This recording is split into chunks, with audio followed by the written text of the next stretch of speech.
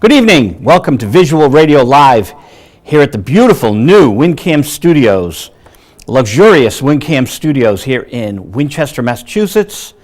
Thank you to Judy and to Jeff. We've got this great show scheduled for you tonight. We've got Steve Hawley, who played with Elton John and Paul McCartney. He won a Grammy for Back to the Egg.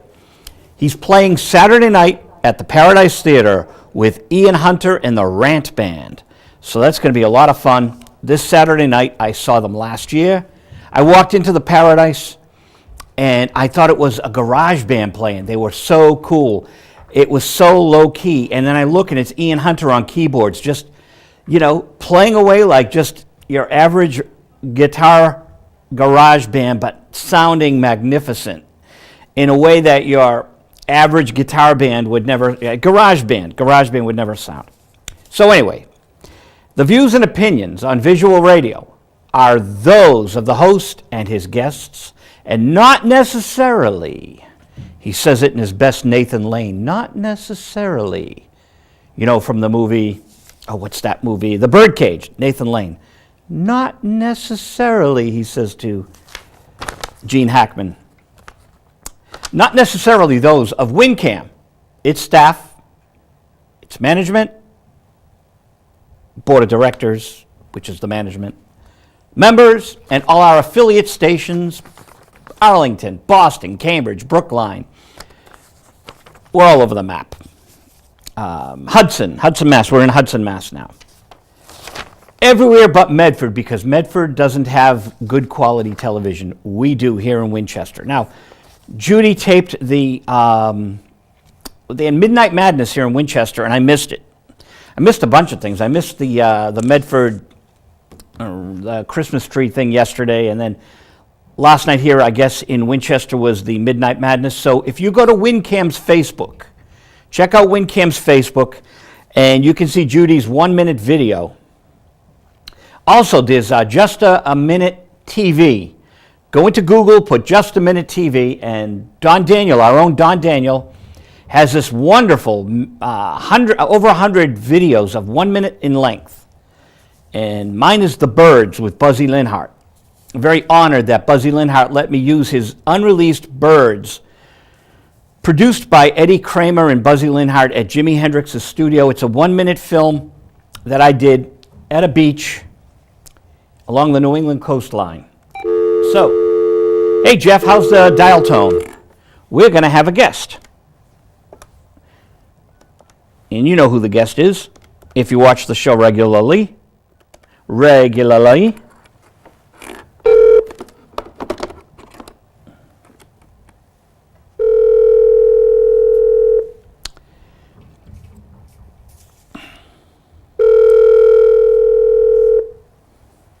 Cats are weird.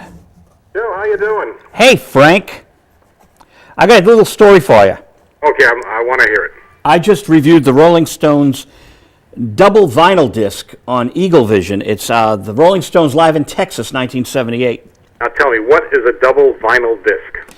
Vinyl's the rage in England again. Okay. And it's coming back here. We've got a chain here called Newbury Comics. This will floor you. You can buy high-profile albums like Abbey Road, the Beatles, Let It Bleed, the Rolling Stones, and they're about $18.99 to $24.99. And these are vinyl. These are all like old records. Old records, virgin vinyl. They use high quality vinyl for audio files, and it's a big collectible thing again. So Eagle Vision, which I review a lot of their movies, of course, right? Yeah. They sent me these 2 double discs, Muddy Waters with the Rolling Stones, and the Rolling Stones live in '78. Now, the interesting thing is the Stones have a deal with Universal Music, but they are powerful enough that they can just do a separate deal with Eagle Vision, which does a tremendous job of marketing classic rockers.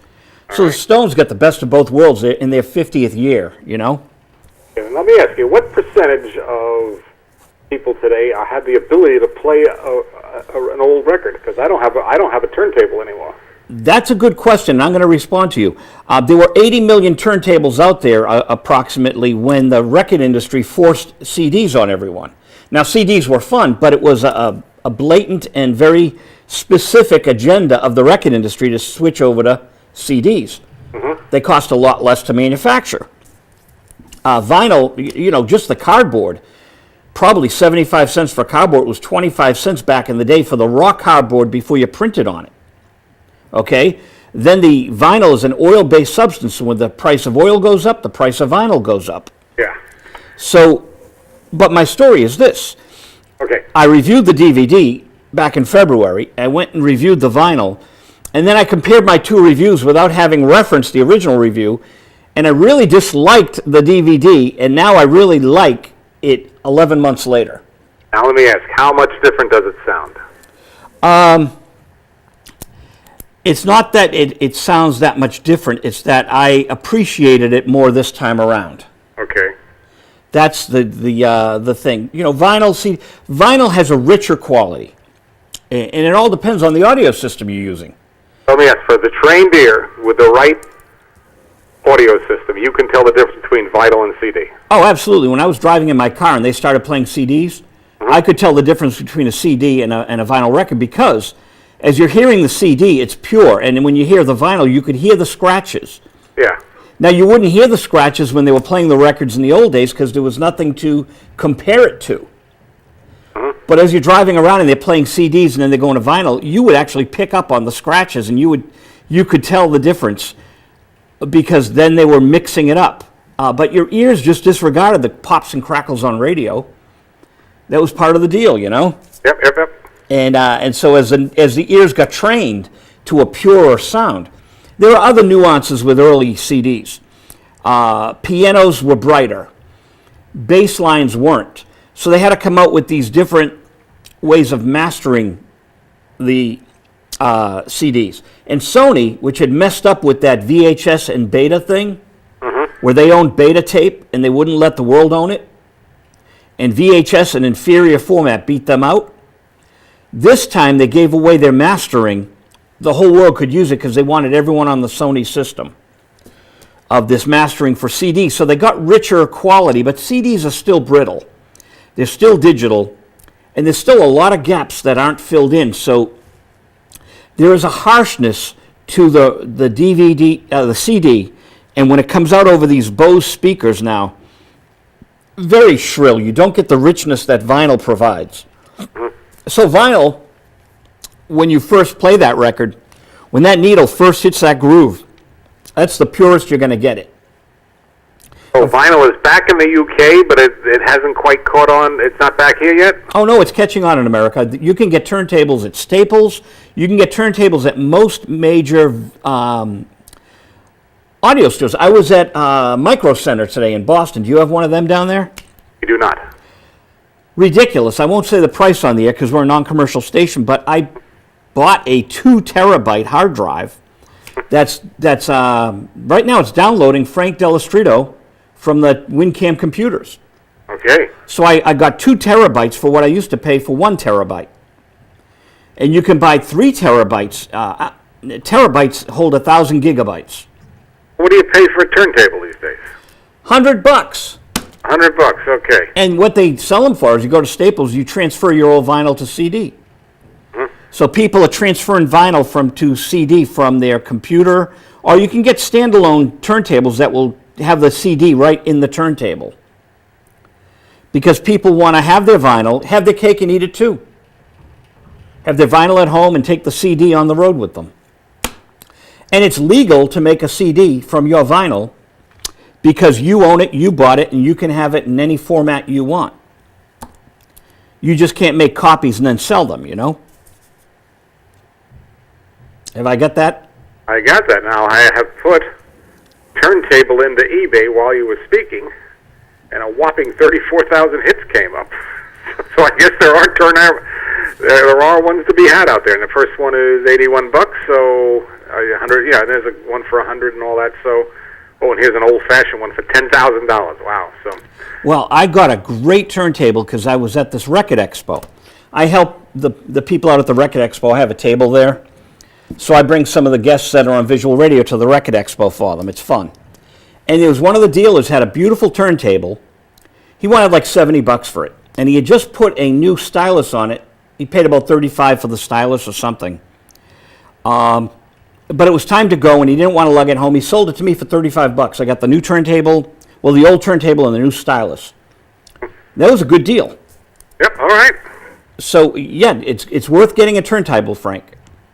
Okay, well, well, you know, as your listeners know, when the topic is music, I listen to you, and when the topic is movies, you listen to me sometimes. But I don't know anything about music. Well, we got 20 minutes tonight, and I'm going to tell our people out home. Today is November 29th. It's our last November show. Yep. So next week will be December 6th. I have a woman from Malta in the Mediterranean. Okay, what is she going to talk about? Her new song. She has an album out. Sophie is her name, Sophie Di Battista. Mm-hmm. She'll talk about her new album and her new single, which comes out December 9th. And she's calling in from Malta. That's kind of fun. And then you and I will talk about the Flying Deuces. Flying Deuces, Laurel and Hardy, yes. Which will be played on the 7th. And then but we'll also talk next week about the Voyage to Planet of the Prehistoric Women. Oh, we're going to talk about 2 movies next week. All right. I want to do them in advance. That way, sometimes Anthony's not here on Fridays. Okay. Because then we get double exposure. He plays them again on the Friday night for us. Okay. So that's why we're going to stagger them. And I'm going to try to get you a big list in advance again. Okay. So, that being said, we got Flying Deuces with Laurel and Hardy coming up next week. And what's on this week? The Phantom of the Opera? Phantom of the Opera we talked about last week. That's the 1943 version. Yep, and you're in the system, so it will play tomorrow night at 9 o'clock. You and I play, and then the movie kicks in. Very good. We got our director tonight, Jeff Dearman. Say hello to Jeff. Hey, Jeff, how you doing? He's waving to you. He's in the control room. Okay. You don't see what it's like here. I'm in the studio and he's in the control room. So someday I am visiting, but You got to come to Boston. We are someday. But the thing is, our relationship is no good, and we've never met. And I'm afraid if we lay eyes on each other, some psychological thing will kick in, and the relationship will change. I don't think so. I've already seen you on YouTube, and you've seen me on YouTube, so. I got the advantage of it. If I passed you on the street, I would recognize you, whereas I'm the Phantom. No, I've seen you on YouTube. Oh, okay. Well, in that case, of course, it was a few years back. You're at some fan festival. That's right. I was 5 years younger and about 70 pounds heavier. So. So you've lost weight as I've gained it. Okay. Well, everything is cyclical. It's fighting its way back. Yeah. Hey, I went to the gym last night. Do you go to the gym? I do. I go to the gym, and my wife and I get up early and go on very long walks. Oh, that's good too. 5 miles or whatever. So we walk for about. You go more than that. We're sometimes on the road for 3 hours. Well, Frank, as you know, those of us that know these old movies, we better get out there and walk every day because we have to keep it circulating. That's right. It's not easy. Now, Joe, you sent me your review of Hitchcock, but I haven't read it because I haven't seen the movie yet, and I wanted to see the movie before I read your review. Okay. But on a scale of 0 to 10, what do you give it? I give it a 7. 7. Okay. And The Girl, on a 0 to 10, what do you give it? 5. Okay, and for those who don't know, The Girl was the HBO special that centers on Hitchcock's relationship with Tippi Hedren in The Birds, and just from watching the previews, I guess the movie Hitchcock centers on the making of Psycho with Janet Leigh. So, and I can tell you this about both. The Girl was based on the Tippi Hedren book, I guess. Yeah. And the Hitchcock movie was based on the making of Psycho. No, let me retract. The Girl, there's a guy that has 3 books out on Hitchcock, and he knew Alfred. Yep. But after Alfred had passed away, he got more scandalous. So I guess it's based on his book, on Tippi Hedren. Now let me ask you, and this has nothing to do with Hitchcock, but it has to do with celebrities. You know, I wrote my book on Bela Lugosi, and a handful of people that I interviewed told me things they didn't want to go in the print. You know, they said, "Here's my opinion of so and so. Here's my opinion of this event," but I don't want that published. All right. So I have not things as scandalous as that author had on Hitchcock, but I have things I know about. You know, the period which I'm honor bound not to tell. When that person passes away, do you think I should open up And it begs the question, did the guy who's writing on Hitchcock, did he know these things and pretty much kept them to himself while Hitchcock was alive and felt free to talk about them when Hitchcock died? Or did he feel unfettered by the truth and let his imagination wander after there was no one around to say that's not true? Well, I can't speak for him, but I can answer your question this way. Okay. I represented a man who produced the Rolling Stones.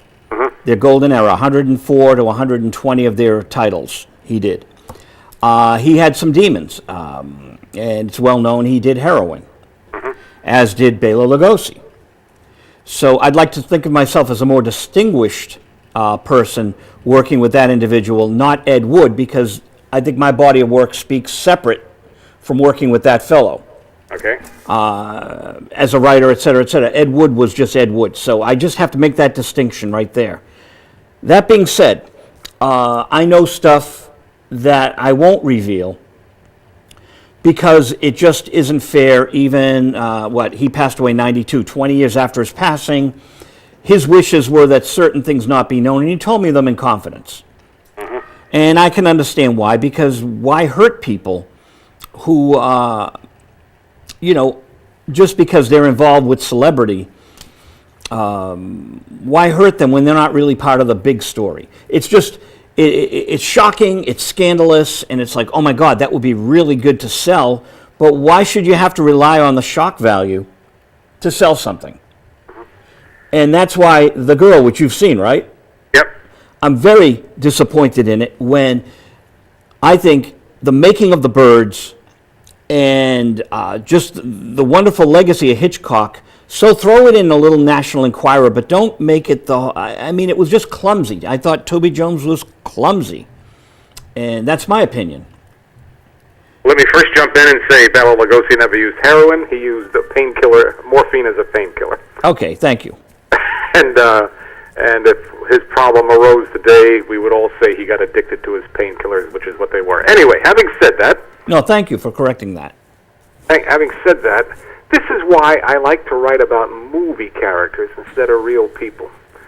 Because I wrote an article on Bela Lugosi, which was never published, and there was a lot of speculation in there, and I showed it to somebody, and he said, you're writing about him. My friend went quite inside. He says, you're writing about him if he sees somebody at a movie where you're free to make all these speculations, because in the end, the character in the movie does not exist.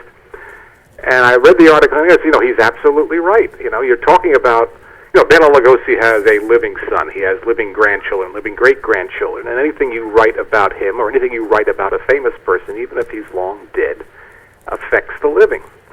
But I love writing about, basically this is how I get the gossip out of my system. I love writing about movie characters. What did Dr. So-and-so think when he did this, or what did Count Dracula think when he did that? I love to speculate on that because, I'm unfettered there because I'm not hurting anybody. Though some people do take offense at it, but that's their problem. So, no, I agree with you. I agree with you. If you've made a pledge not to do it while a person's alive, or if you decided not to publish certain things while they're alive, you just sit on it for all time because that's the honorable thing to do. Well, here's the beauty of it. I didn't make a pledge. He asked me. Well, he just told me his wishes were. He didn't even ask me not to say it, but he told me things that I knew people didn't know, and it made a lot of sense. And he says, I don't want to. He said the Rolling Stones made my career. Why would I want to diminish it in that way? So I thought that was gentlemanly of a man who had a drug problem. Yeah. But movie characters. Neo in the Matrix is like one of the most observed and talked about. Mm-hmm. That movie really spawned a lot of chatter on the web. Yeah. And they're perfectly free to talk about it because it's not a real person. No one can be hurt by them. No reasonable person can be hurt by anything they speculate. Whereas when you start speculating about real people, unless you go way back and you start speculating about something from 200 years ago or whatever, that's fair game. But with people that have Lugosi's been dead 55 years now, and but there's still people that would be personally hurt, could be personally affected if you started saying things about him without the proper proof. If it's true and you find it on your own, that's another thing. But if you're told it in confidence, you have to keep your mouth shut. Well, Now, Bela Lugosi Jr. did contact me last year, and I never got back to him. Mm-hmm. And I think I will now that it's not Halloween. So maybe I'm just going to put the thing out, hey, I'd love to talk about your father and what you do. And, we could do it December or January. So I will alert you Okay. if he wants to do it. And I'll apologize for, I'd forgotten all about that. We get so busy with the show. He contacted you. I'm stunned. Well, I contacted him, and he got back to me. Oh, okay. All right. Well, I hope he goes on. He, TCM, Turner Classic Movies, did that thing through the theaters where for one night you could go see Frankenstein and Bride of Frankenstein on the big screen. Yes. And as a run up to that, when I went to see the movies on the big screen, they had recent interviews, for that event with Sarah Karloff and Bela Jr. And he's out there giving interviews. I thought he pretty much had backed away from that, but I hope you do get him. Now, Bela Jr., there was nothing to do with the Bride of Frankenstein. Was Bela Igor? No, yeah, Bela. They showed Frankenstein, Bride of Frankenstein, which Bela Lugosi is not in. The only thing he had to do with Frankenstein was turn down the role, and they gave it to Boris Karloff. Okay, got it. But he's not in it, so Bela Lugosi, Boris Karloff, they kind of joined at the hip, whether they like it or not. He's in Son of Frankenstein as Igor. Yes, he plays Igor in 2 movies, and then he plays Frankenstein's monster in a movie, and then he plays Count Dracula in Abbott and Costello Meet Frankenstein.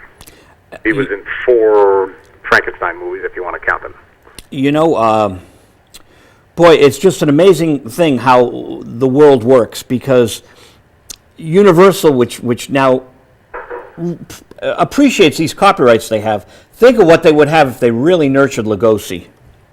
Yeah, I can. I'm a Lugosi fan, but I can count almost on 2 hands the movies that he made that I consider good.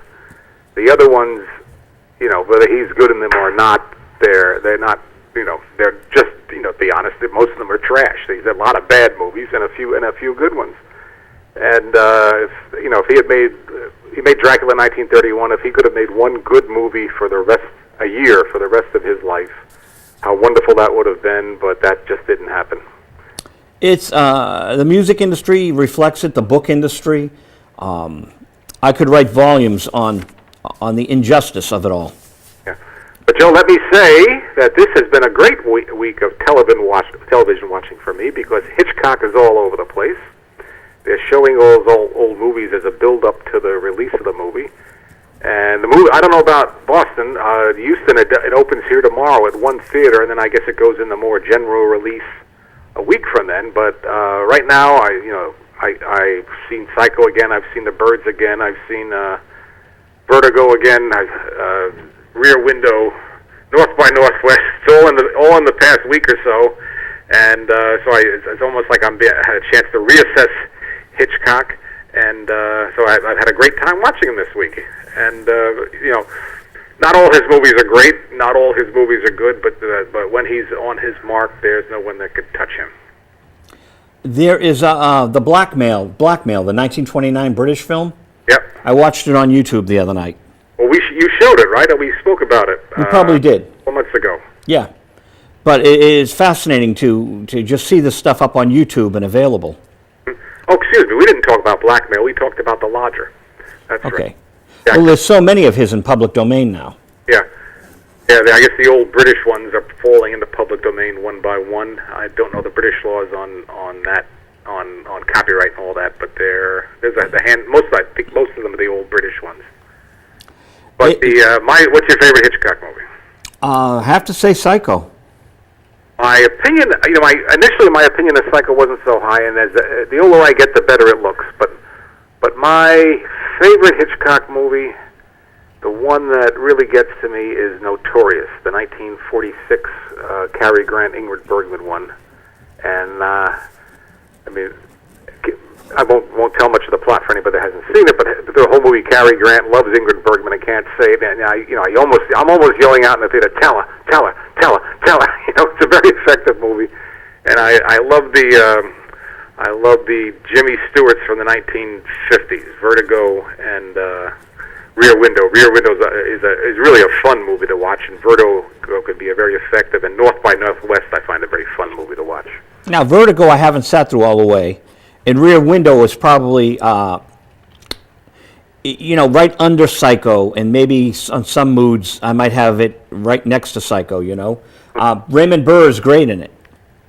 Raymond Burr, I'm sad that he became a good guy, because if you watch his older movies, he was a great bad guy, and he's very good in that movie. And there was a PBS documentary on Hitchcock and Selznick. David Selznick is the producer that brought Hitchcock over from England, and Selznick, I'll be honest, was kind of a control freak. He liked to dominate his movies, no matter who the director was, and Hitchcock, his movie was his movie, and there was this tension and rivalry between them. And this documentary speculated that Raymond Burr in Rear Window was made up to look just like David Selznick. And it is a striking resemblance when you put the photograph of David Selznick next to Raymond Burr from that movie.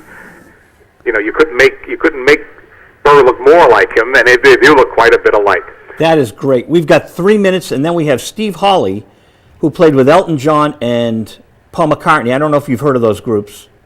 I've heard of Elton John. I don't know anything about music, but I don't live in a cave, so I've heard of those guys. You heard of Paul McCartney? Yeah. Okay, so Steve Hawley won a Grammy with Paul McCartney, Back to the Egg, and he's playing with Ian Hunter of Mott the Hoople this Saturday night. Okay, and is that Ian Hunter any relation to the actor Ian Hunter of the 1930s and 40s? No, you'd probably know our Ian Hunter as the guy who wrote Cleveland Rocks for the Drew Carey Show. Okay. Or Ships for Barry Manilow.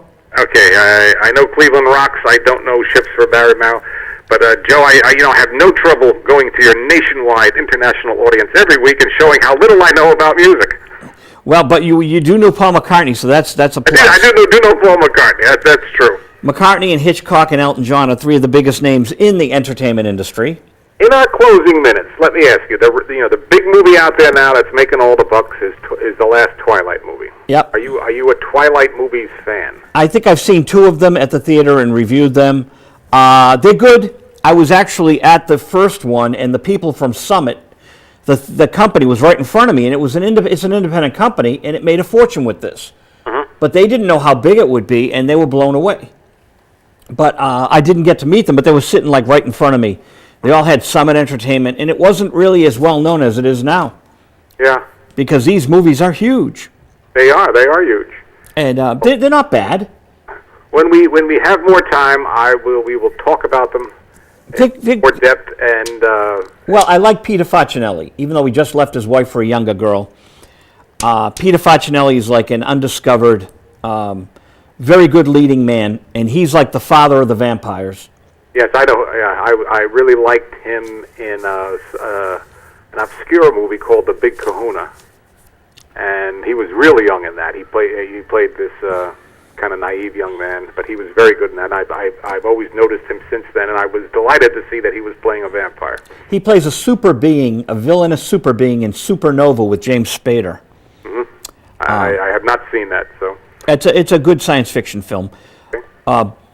But yes, we have to talk more about Twilight. Maybe we'll plan it. We can even plan a whole show around it if you like. Our Twilight special. Okay, I'll have to rewatch the movies. They get a little foggy with time.